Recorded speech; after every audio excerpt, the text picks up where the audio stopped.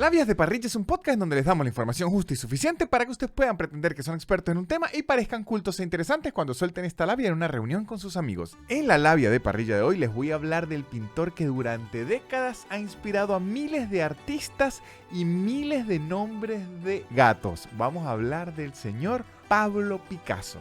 Así es, amigos, hoy les enseñaré la historia de este artista que, aunque muchos digamos que entendemos, en realidad no entendemos mucho o no entendemos nada. Hoy responderemos las preguntas más importantes sobre la carrera de este artista, como ¿por qué dibujaba como dibujaba? Si es verdad que empezó a dibujar a los 8 años y qué tan cierto es que robaba obras de arte. Lo sabremos hoy. No perdamos más tiempo, tomemos nuestros pinceles y comencemos a pintar esta labia. Pablo Picasso nació en Málaga, España, un 25 de octubre de 1881. Su nombre completo de nacimiento es Pablo Diego José Francisco de Paula Juan Nepomuceno María de los Remedios Cipriano de la Santísima Trinidad Mártir Patricio Clito Ruiz y Picasso. Ese es el nombre completo de Pablo Picasso. En esa época la costumbre era bautizar a los recién nacidos con el nombre de los abuelos y del santo que estuviese de turno. Pero al parecer Pablo Picasso tenía 35 abuelos, porque na huevona. Eso sí, menos mal que en esa época no había que darle el nombre al vigilante de los edificios porque si no pasaba media hora Picasso ahí. Pablo nació de una típica familia de clase media en 1880 y fue el primer hijo de varios, de un matrimonio entre José Ruiz y Blasco y María Picasso López. Su papá era pintor y profesor de pintura y su madre no se sabe mucho de ella porque ustedes saben que en 1880 las mujeres en realidad no es que importaran mucho, ¿ok? No es mi culpa, muchachos, era 1880. Se dice y se rumora, y esto no es chiste, que la primera palabra que dijo Picasso fue lápiz. Evidentemente no hay pruebas de esto, pero este rumor creció mucho y se dice realmente que la primera palabra de Picasso fue lápiz, lo que debe ser muy decepcionante para los padres y que, a ver, diga, papá, lápiz. ¿Qué le pasa a este niño?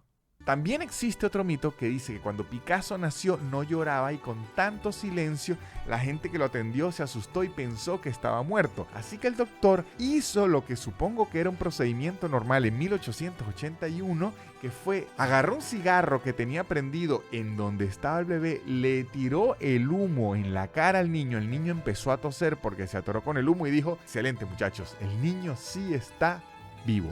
Para que ustedes vean que la sociedad sí ha avanzado, muchachos, que se dice, todo está peor ahorita, antes era mejor. No, por lo menos en la actualidad no le tiran humo a los recién nacidos en el quirófano, al menos eso. Cuando Picasso cumplió 8 años, fue a una corrida de toros con su familia y al llegar a su casa hizo su primera pintura llamada El Picador Amarillo, en referencia, claro, a los picadores de las corridas de toros. Trabajo que consiste literalmente en picar al toro con una lanza para irlo desangrando poco a poco durante la corrida. De verdad, horrendo. Cabe destacar aquí que ya Picasso a los 8 años sabía pintar, de hecho ya sabía utilizar colores y de hecho ya podía hacer una pintura que fácilmente podría hacer yo a mis 34 años, él a los 8. En 1895 el papá de Picasso fue trasladado como profesor a la Escuela de Bellas Artes de Barcelona, en donde se mudó con su familia, entre ellos su hijo Pablo.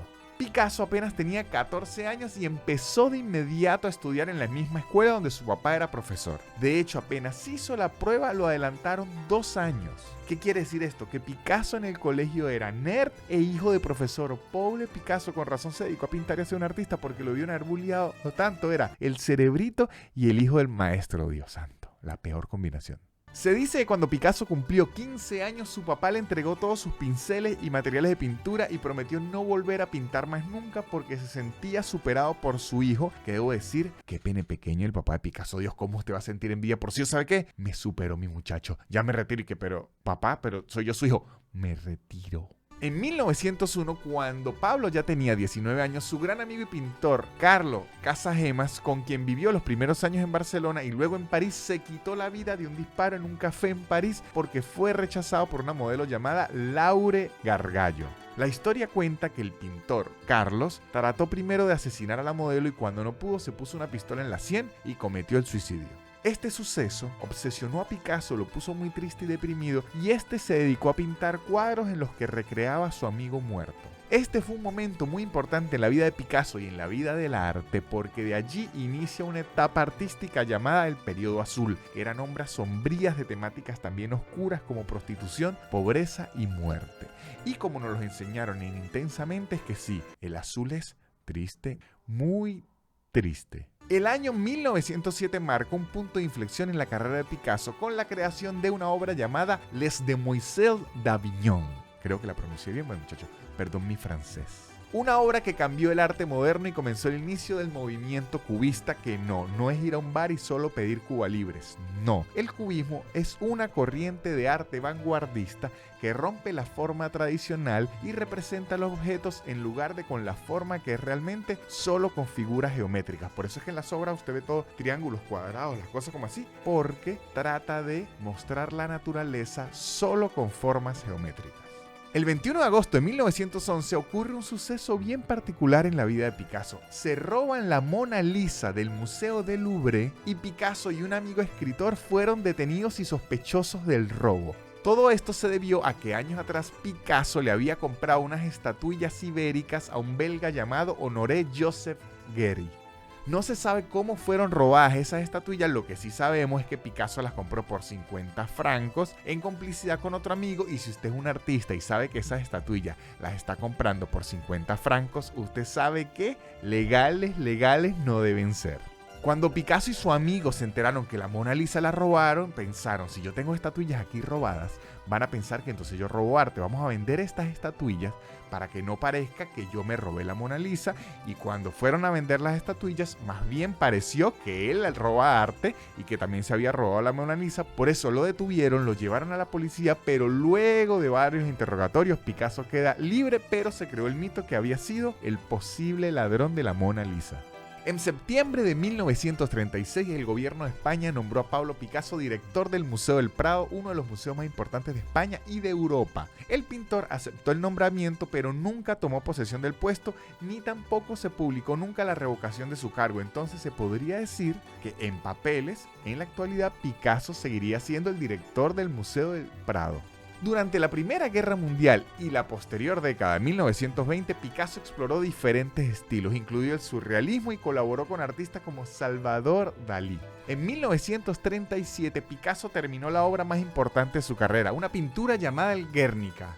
El cuadro fue encargado por el gobierno republicano de España para demostrar al mundo el bombardeo de la ciudad de Guernica por la aviación nazi en 1937, que causó cientos de muertos y destrucción total en la ciudad. O sea que los nazis eran malos. Esta pintura fue tan impactante e innovadora que durante los primeros años nadie la veía como una crítica a la guerra, sino como una obra hermosa. Una escritora llamada María Teresa de León contó en su libro Memorias de una melancolía que el embajador de Alemania nazi en París, Otto Abetz, fue a ver a Picasso a su taller y le pidió que le mostrara lo que estaba haciendo. Cuando Picasso le mostró la reproducción de El Guernica, el alemán exclamó: "Es lo mejor que usted haya hecho hasta ahora". Y lo que Picasso le respondió fue: "Esto no lo hice yo, lo han hecho ustedes". Seguro el nazi no entendió y que nosotros pintamos esto, qué increíble, pero no, Picasso se refería a que destruyeron la ciudad, pero estoy seguro que Picasso se quedó, qué frase tan increíble dije, y el embajador se fue diciendo, Dios mío, qué artistas somos los alemanes. O sea, una anécdota que quedó muy bien en el futuro, pero en su momento fue confusísima. Picasso también fue un poeta y dramaturgo y se conservan de él más de 300 poemas y 2 obras de teatro, Las 4 niñas y El deseo cogido por el rabo. Que si le soy sincero, El deseo cogido por el rabo suena más a una porno que a una obra de teatro. O sea, puede ser una obra de teatro porno, pero bueno, ¿quién soy yo para juzgar el genio de Picasso? Entre 1935 y 1959 empezó a escribir casi cada día, al punto que Picasso pensaba que la historia lo iba a recordar más como escritor que pintor. Picasso pasó sus últimos años en el sur de Francia y murió de un edema pulmonar a los 91 años el 8 de abril de 1973 en la ciudad de Mougins. Picasso está en el libro de los récords Guinness con el título del pintor más prolífico de todos los tiempos, con una carrera profesional que duró 75 años, que sé que suena muchísimo tiempo y no dan los números, pero recuerden que Picasso empezó a pintar a los 8 años. O sea, lo que quiere decir que el trabajo infantil es muy malo, pero nos hace ganar récord Guinness, unas por otras. Se calcula que Picasso realizó en su carrera más de 13.500 pinturas, 100.000 impresiones, 34.000 ilustraciones, 300 esculturas y entre ellas la segunda obra más cara de la historia, una obra llamada Les Femmes Dial, perdón mi francés de nuevo, y se vendió por 175 millones de dólares. Ahora, la obra más cara jamás vendida no era de Picasso, fue El Salvador Mundi, la única obra privada de Leonardo da Vinci, cuyo destino en la actualidad se desconoce, pero fue vendida en el 2017 por 450 millones de dólares. Ajá, entonces, ¿qué aprendimos hoy, muchachos? Pues que si su hijo es más talentoso que uno debería renunciar, pero vivir de él. Eso no lo hizo el papá de Picasso, ahí fue el error. Uno renuncia y le dice, usted es más talentoso que yo, así que manténgame. Así que ya saben, muchachos, si están en una fiesta y un amigo suyo llega y le ofrece unas estatuillas de dudosa procedencia, cómprenlas igual porque es muy buen precio, pero sepan que son robadas.